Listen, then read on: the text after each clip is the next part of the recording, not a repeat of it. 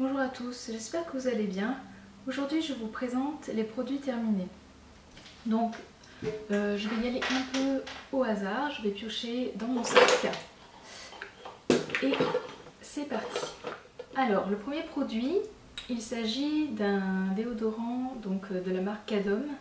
Voilà, c'est un déodorant doux pour les peaux sensibles. J'avais acheté ce produit parce qu'il ne contenait pas de sel d'aluminium.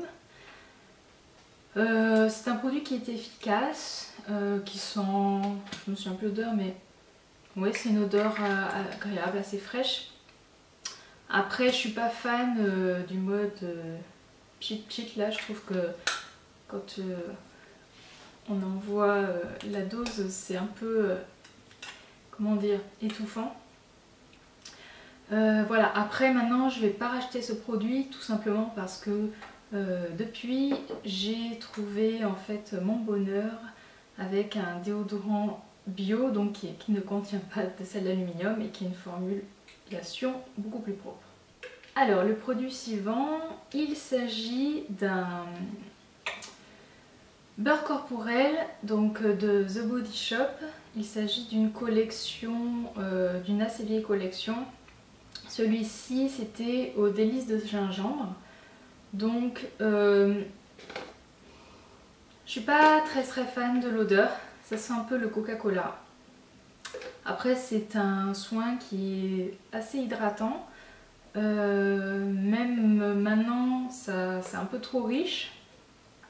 Donc après je l'utilise beaucoup, voilà, au niveau des bras pour mettre au niveau donc du coude pour pas avoir les coudes secs, etc. Après je suis plus trop fan des beurres corporels de The Body Shop.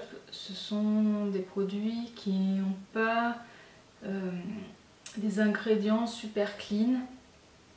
J'en ai tout un stock encore à finir et non, je ne rachèterai pas ce produit. C'est une crème visage anti-âge au beurre de karité de Planters. Alors cette crème je l'avais achetée sur une vente privée, elle m'avait pas coûté cher, je crois que je l'avais payé 9 €. Au niveau de l'odeur, c'est une odeur assez fraîche, ça pénètre assez bien dans la peau. Le côté anti-âge, je saurais pas trop vous dire, franchement après c'est dur, mais au niveau hydratation elle est assez riche, même moi je trouve un peu trop, et c'est vrai que là en hiver ça va bien. Après je l'ai utilisé plutôt en crème de nuit et voilà, bon, c'est une petite crème, j'ai rien à dire de plus. On continue donc avec un produit de Lush. Et il s'agit du masque pour le cuir chevelu, donc c'est The Cure, je sais pas si c'est comme ça qu'on dit. C'est un masque frais que j'avais eu en fait en rapportant 5 pots donc que j'avais fini chez Lush. Et voilà, au lieu de prendre les masques classiques, j'avais décidé de prendre un masque pour les cheveux. Ce produit, déjà au niveau de l'odeur, c'est pas un truc super sexy. Ça sent assez fort la menthe.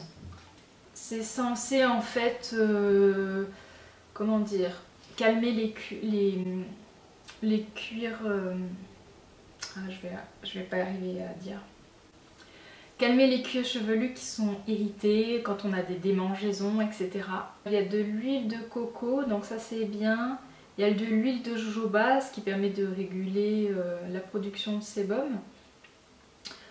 Bien sûr, l'huile essentielle de menthe poivrée, c'est bien pour, voilà, pour faire un côté frais, rafraîchir, et je pense aussi l'action un peu calmante. Bon, je ne vais pas vous lister non plus tous les ingrédients.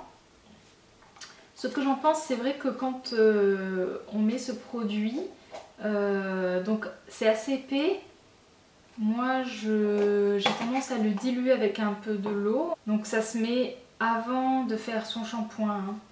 Je le laisse poser à peu près, des fois franchement je le laisse poser 1 heure à 2 heures, et voilà, on sent la différence quand après son shampoing, etc.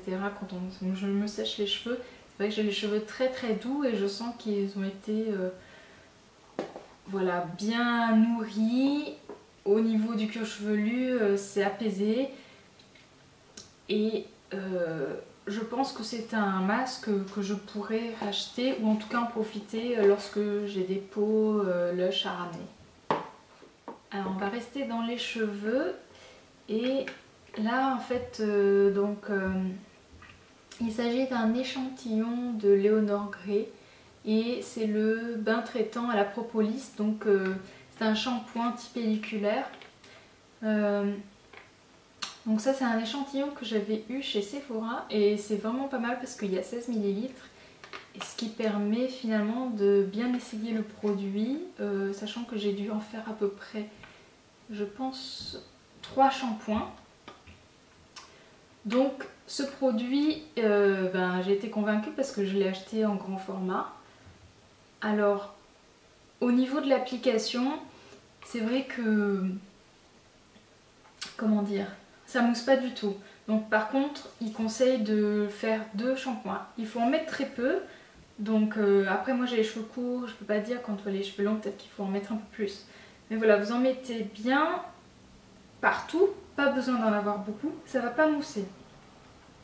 Vous avez vraiment l'impression que en gros vous avez rien mis. C'est pas grave.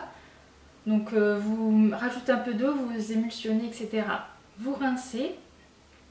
Après vous remettez à nouveau un peu de shampoing et là en fait ça va commencer à mousser et cette fois-ci vous laissez poser 3-4 minutes pour vraiment laisser